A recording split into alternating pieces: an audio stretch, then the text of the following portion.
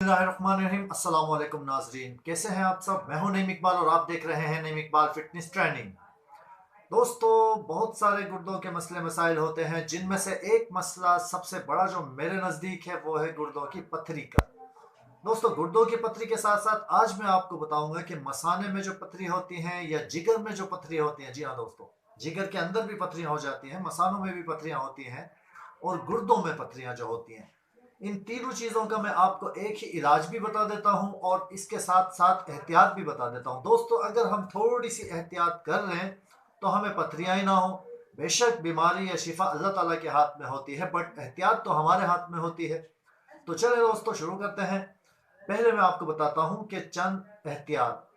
सबसे पहले आपने जो लोकल ब्रांड के ये जो चल रहे हैं आजकल सस्ते जो घी होते हैं या ऑयल होते हैं, कुकिंग ऑयल, इनसे आपने बहुत ज़्यादा अवॉइड करना है, बहुत परहेज करना है दोस्तों। इनकी वजह से आपके अंदर बहुत जल्द पथरी होने के इम्कानात होते हैं। अगर आपको तजर्बा करना है, एक्सपीरियंस करना है, तो आप देखिए जनाब अपने किचन की दीवारों के ऊपर आपका जो कोलेस्ट्रॉल बढ़ता है, उसकी वजह भी ये ख़राब किस्म के जो ब्रांड घी चल रहे हैं ये हैं।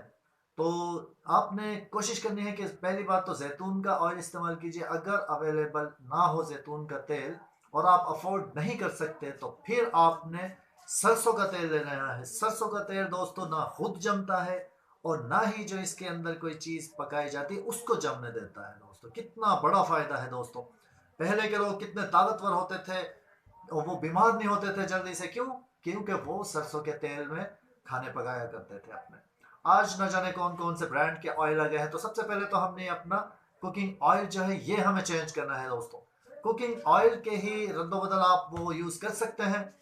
तो क्यों ना आज से ही आप ऑयल शुरू कर दीजिएगा ये वीडियो देखने के बाद। तो चलें, अब मैं बताता हूँ कि इसका इलाज क्या है। अगर चले पथरियाँ हो जाती हैं तो फिर उसको कैसे निकाला जा सकता है बिना ऑपरेशन के। दोस्तों, ध्यान से सुनिएगा। तो दोस्तों, अब सुन लीजिए ध्यान से कि आपने इसका इलाज कैसे करना है।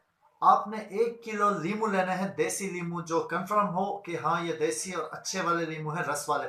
उन लीमुओं का आपने रस निकाल लेना है किसी जग के अंदर या जिस चीज़ के आप बर्तन, कोई भी बर्तन आप ले लीजिए।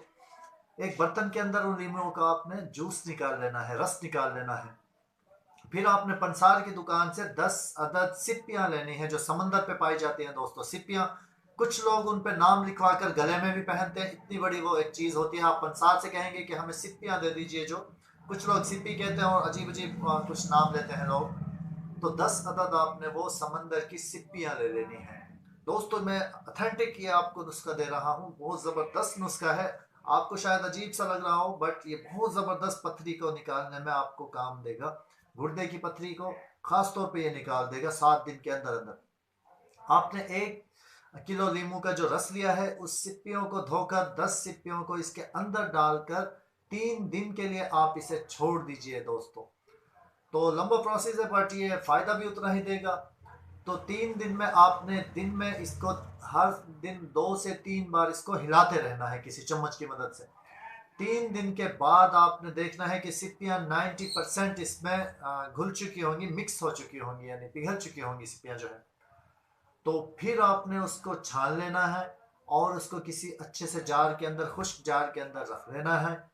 और उसको आपने निहार मुँह लेना है रोज़ 1 टीस्पून। तो इंशाल्लाह इंशाल्लाह देखिएगा 7 दिन के अंदर अंदर आप, तो आप अल्ट्रासाउंड करवाएंगे तो इंशाल्लाह अल्ट्रासाउंड में पथरी आपकी नहीं आएगी। तो दीजिए नईम इकबाल को इजाज़त। जो लोग चैनल पे नए हों, चैनल को सब्सक्राइब कर लीजिएगा। अपना बहुत सारा ख्याल रखिएगा जनाब। अल्लाह हाफिज़।